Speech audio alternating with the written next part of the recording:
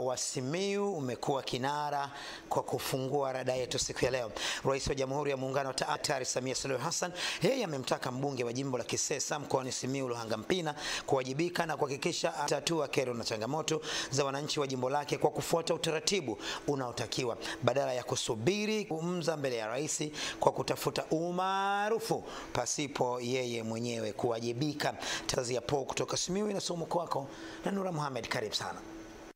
Rais wa Jamhuri ya Muungano wa Dr. Samia Suluhu Hassan ameyasema hayo wakati akizungumza na wananchi katika mkutano wa hadhara uliofanyika katika stendi ya mabasi ya wilaya ya Meatu kufuatia mbunge huyo kusema kwamba wananchi wa jimbo la Kisesa bado wanamdai Rais Dr. Samia.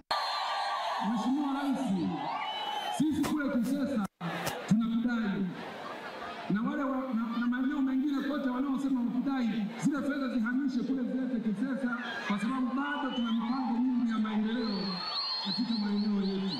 Mpina ni kwamba barabara ni nzuri, madaraja matatu na kuweka kwa halmashauri ya wilaya ambayo waziri alishasema. Lakini wewe wa halmashauri ya wilaya sehemu yoyote kuanza na mchakato wa ndani. Unaanza mchakato wa ndani, ombi linapelekwa kwa TAMISEMI wanachakata na kurudi kumaliza. Lakini hatoki tuomba juu kwa rais wakati ndani kwa wale kutoka mchakato haujaanza. Hilo halipo. Kwa hiyo kama kusema waziri anzeni mchakato. Awali akizungumza katika mkutano huo wa hadhara ikiwa ni baada ya kufanya uzinduzi wa kiwanda cha kuchakata pamba cha BioSustain kilichopo ilani Meatu, Rais Dr. Samia Suluhu Hassan amesema serikali itaendelea kuweka mazingira mazuri kwa ajili ya kukuza viwanda vya ndani na kuvutia wawekezaji, ambapo pia amewasisitiza wakulima kuendelea kulima zao la pamba kwa ajili ya kupata malighafi zitakazotumika kwenye viwanda hivyo. Niwahakikishie wawekezaji wa viwanda, ikiwemo viwanda hivi tulivyokuwa asubuhi, kwa serikali itaendelea kuweka mazingira mazuri na kukuza viwanda vya ndani.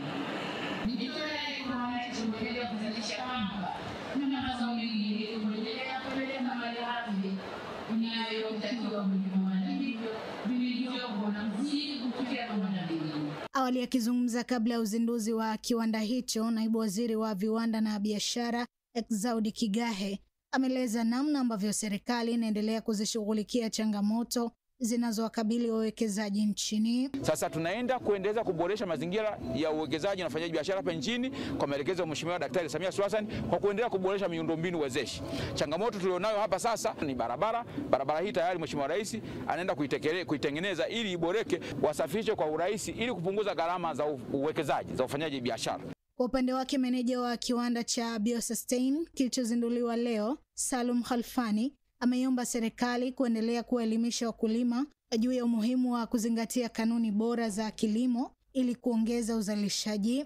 Ili tupate matokeo mazuri, tunahitaji mkulima apate tija uzalishaji. Akipata tija katika mavuno ndio anapata faida kubwa. Hali ya kuwa mama akiweza kuweka nguvu zaidi tufikie stage ya kuwa na viwanda vyetu vya ndani vitakavyoshiriki katika mnyororo wa ongezaji wa thamani. Inua bei ya mkulima kwa sababu gharama za usafirishaji nazo zinachangia katika gharama kubwa ya pamba ambayo inapunguza bei ya mkulima katika ule mjengeko wa bei ya mkulima. Asante sana. Dar es Salaam umepambwa na Philip Mwihava. Waziri Mkuu Kassim Majaliwa ameiagiza Wizara ya Elimu, Sayansi na Teknolojia pamoja na taasisi zake kuhakikisha kwamba vifaa vya kusomea na kujifunzia kwa vitendo vinapatikana kwa wakati ili tuviweze kwenda pamoja katika shule zote hapa nchini kwa lengo tu la kuwafanya watoto sasa wa Kitanzania wasiachwe nyuma kielimu. Karibu sana.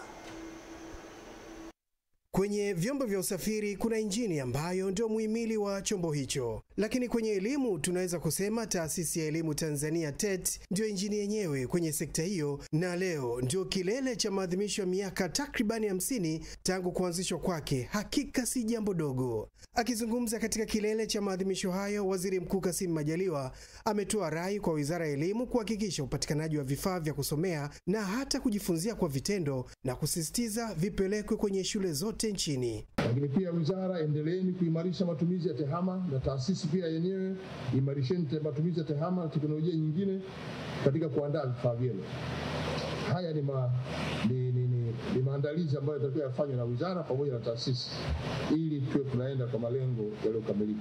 Katika hatua nyingine, waziri mkuu amewataka Watanzania kujitokeza kwa wingi kwenye zoezi la upigaji kura na hata kugombea nafasi mbalimbali za uongozi, pamoja na kuwa makini na watu wanaotaka nafasi za uongozi kwa njia za vurugu kwa kuepuka, ili Tanzania iendelee kubaki salama. Tunaomba sana Watanzania tuiweke Tanzania kwanza. Tuhakikishe yale malengo yaliyowekwa na viongozi waliotangulia kuongoza taifa hili yaendelezwe. Na hayo ni pamoja na tunu ya amani na utulivu katika nchi. Awali, waziri wa elimu, sayansi na teknolojia Profesa Adolf Mkenda amesema ndani ya miaka 50 ya taasisi ya elimu Tanzania TET inajivunia kwa kuwa na vitabu vya kiada ambavyo mpaka sasa vinatumiwa na hata nchi za jirani, na kusababisha kuongeza vitabu vya lugha za kigeni ikiwemo Kifaransa, Kiarabu na Kichina. Katika mtaala mpya sasa hivi, Kiingereza ni lazima kwa wanafunzi wote na Kiswahili ni lazima kwa wanafunzi wote, na medium of instruction by default kwa shule za msingi ni Kiswahili. Medium of instruction by default kwa shule za sekondari kwenda juu ni Kiingereza.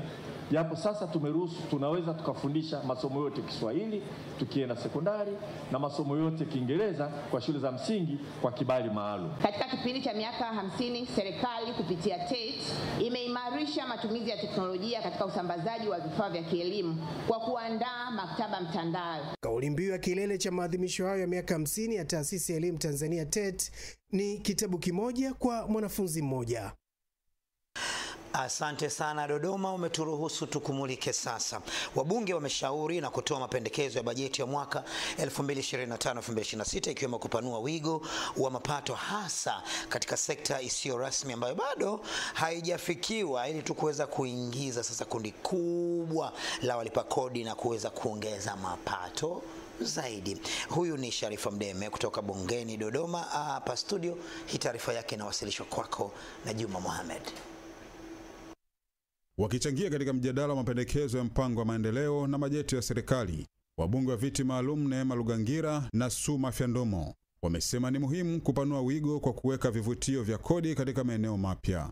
Wamesema serikali inapaswa kuweka mkakati wa kurasimisha biashara ndogo na kuweka likizo ya kulipa kodi kwa biashara ndogo ya miaka 3 baada ya kuanzishwa ili kuwavutia walipa kodi. Kuikumbusha serikali kwamba katika kila shilingi 10 ambayo inazunguka kwenye uchumi wa Tanzania, shilingi 6 ipo kwenye sekta isiyo rasmi. Hivyo ni muhimu sana serikali iweke jitihada thabiti kuhakikisha tunarasimisha biashara ambazo zipo kwenye sekta isiyo rasmi. Tuanzishe mpango wa elimu kuanzia shule za msingi, sekondari, vyuo na vyuo vikuu, ili Mtanzania huyu kadri anavyozidi kujenga imani, anavyofundishwa kwamba ni kwa nini analipa kodi, anakuwa hana kinyongo chochote anavyotoa kodi, anajua kodi ndiyo ambayo inaleta maendeleo ya taifa letu hili la Tanzania. Na mbunge wa Arusha mjini Mrisho Gambo ameomba serikali kuhakikisha maslahi ya wenye viti wa mitaa na vijiji yanapatikana kwa wakati ili kuongeza morali ya kufanya kazi, kwa kuweka katika bajeti ijayo ya serikali iongeze posho angalau kufikia shilingi 300,000 badala ya kuwalipa shilingi 100,000 kwenye majiji. Hata posho yao ya 100,000 tu.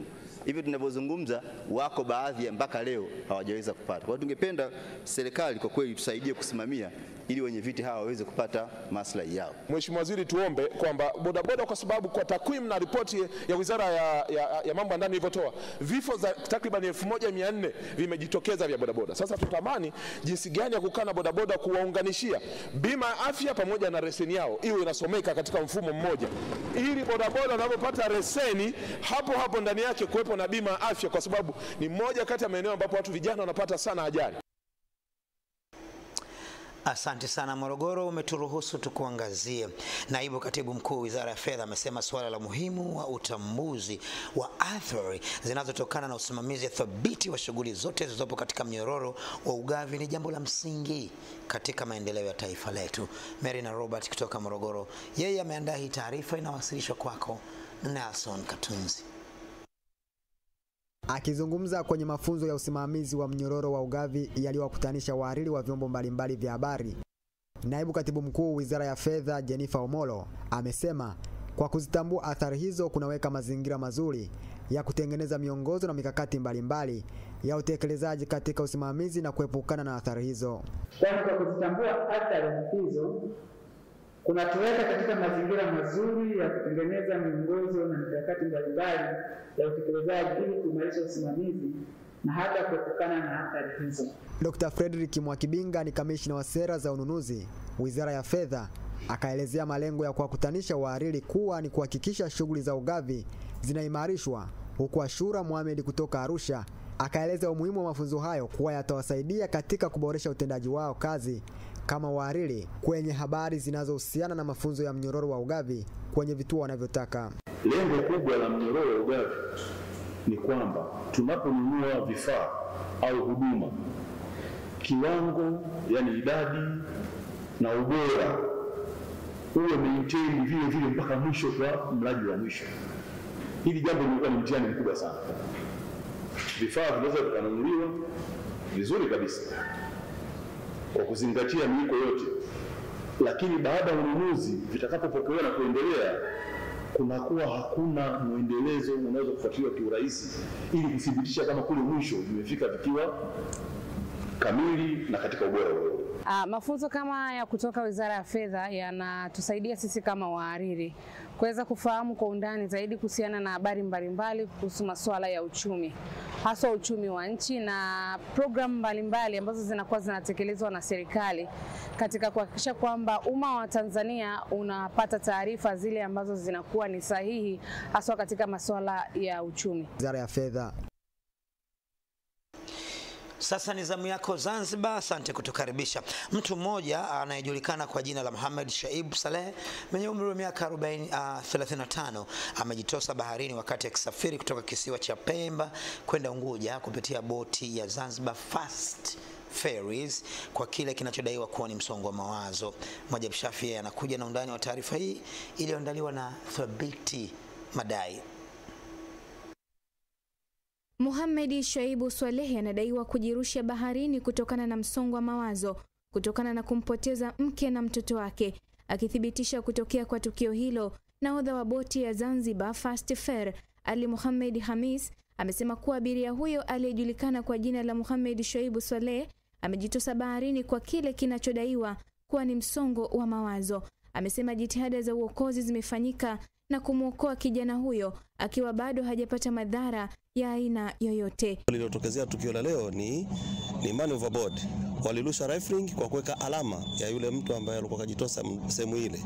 Tukarudi tukamwokoa kwa dakika 10. Tunamshukuru Mwenyezi Mungu, tumejiokoa kwa salama na yule mtu mpaka sasa yupo mzima. Mashahidi wa tukio hilo walikuwa na haya ya kueleza. Sasa alikuja pale kwa nguvu kama anataka kuanguka kule pani. Nikamwambia mimi bana utaanguka huko.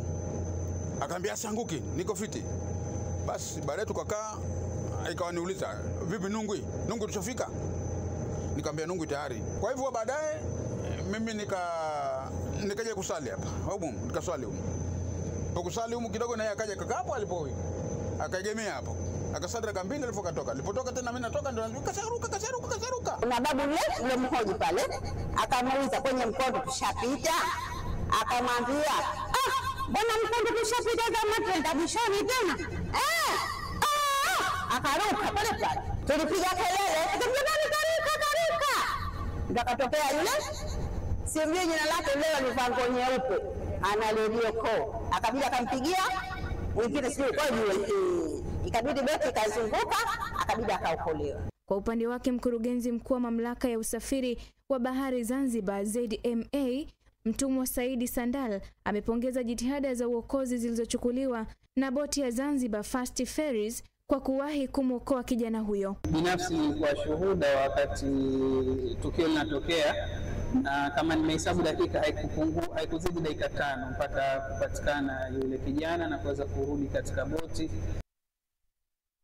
Asante sana kwa hilo. Na kwingineko, Wakati serikali kupitia ofisi ya Rais TAMISEMI ikitaraji kuvunja mabaraza ya madiwani ifikapo Juni 20 mwaka 2025, ofisi ya mkuu wa mkoa wa Dar es Salaam yenyewe imewataka sasa viongozi wa halmashauri za mkoa huo kuzingatia matumizi sahihi ya fedha za umma kwa ajili tu ya utekelezaji wa shughuli za maendeleo ili kuweza kupata hati safi baada ya kufanyiwa ukaguzi na ofisi ya mdhibiti mkaguzi wa hesabu za serikali CAG. Rada imempa kibali Rajab Chwaya atujuze undani wa taarifa hii. Kwa mujibu wa ofisi ya mdhibiti na mkaguzi wa hesabu za serikali CAG, halmashauri za mkoa wa Dar es Salaam zimekuwa zikipokea hati safi kwa kipindi cha miaka 4 sasa, ingawa bado kuna baadhi ya hoja ambazo CAG amezinyoshia kidole na kuzitaka halmashauri hizo zizifanyie kazi ili zisilete dosari. Akiwa kwenye mkutano maalum wa baraza la madiwani kwa ajili ya kujadili taarifa ya utekelezaji wa mapendekezo ya ripoti ya mdhibiti na mkaguzi wa hesabu za serikali CAG kwa mwaka wa fedha 2023-2024 katika halmashauri ya manispaa ya Kinondoni, mkuu wa mkoa wa Dar es Salaam Albert Chalamila ametumia jukwaa hilo kuwataka viongozi wa halmashauri kuzingatia matumizi sahihi ya fedha pamoja na makusanyo yake ili ziweze kunufaisha mkoa huo na taifa kwa ujumla. Lakini leo tupo kwenye kikao hiki muhimu sana cha kupitia upya hizi hoja za CAG ambazo yeye ametoa maelezo mazuri. Na sisi hapa kwetu zipo nyingi pia, lakini nyingi mmezifunga na zingine nyingi zinaendelea pia kupatiwa majawabu. Msisitizo wangu ni kwamba mkazifunge hoja hizi. Ukiangalia kwenye hili karabasha zipo hoja ambazo ni za uzembe tu wa kawaida. Wito wangu ni mhakikishe kwamba kwanza amesema ni kuzuia hoja. Muhimu zaidi ni kuweka mifumo ya udhibiti wa ndani kuzuia hoja. Na hoja ikitokea basi tutekeleze mapendekezo ya CAG. Awali akitoa taarifa ya usimamizi wa fedha kupitia kamati ya fedha ya manispaa ya Kinondoni, mstahiki meya wa manispaa hiyo Songoro Mnyonge amesema ingawa baraza hilo ni la mwisho kufanyika, lakini anayo imani na wasimamizi watakaoachwa katika majukumu baada ya baraza hilo kuvunjwa. Sisi ushirikiano ambao tumeonyesha watakao kuja, na kama wengine mpo humu mnanisikia, ambao mnanyemelea nafasi hii, mkifanikiwa kupata nafasi hii lazima muendelee kutengeneza utulivu, amani na mshikamano na upendo kwenye halmashauri ya manispaa ya Kinondoni. Miaka 3 iliyopita walitoka kwenye kukusanya bilioni 47, leo hii wanakusanya shilingi bilioni 74. Ni mafanikio makubwa sana. Alipewa jina la mwewe ili aone anachokiona, alafu asikae kimya, tuambie ameona nini leo. Karibu.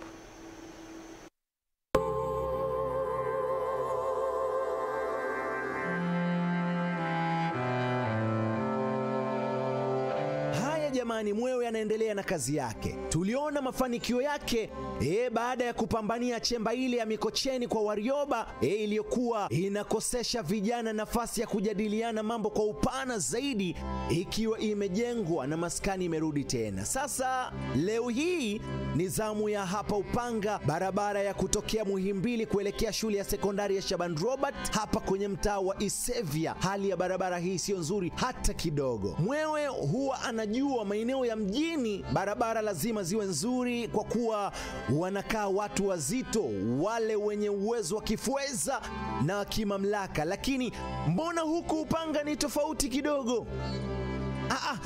Au wenye mamlaka huku hampo? Wenye fedha je? Do, nikasheshe. Mwewe anatua rai kwenu wahusika. Hata hawa watumiaji wa barabara hii wanahitaji usaidizi wa haraka hapa ili wasipate changamoto ya vipuri katika gari zao, kwa sababu mvua haijanyesha na barabara ina maji, ina mashimo. Kiukweli inachanganya sana. Hebu fikeni Upanga jijini Dar es Salaam, barabara ya kwenda Shaban Robert muirekebishe ili wote mnufaike na kipande kimoja kimoja katika keki ya taifa. Mjini hakuna shamba, nani analima lami? Kwa sasa Mwewe anarudi zake Kiotani, ila hapa atarudi kutazama, je, mmefika? Mmerekebisha? Mmetii? Kesho nayo ni siku.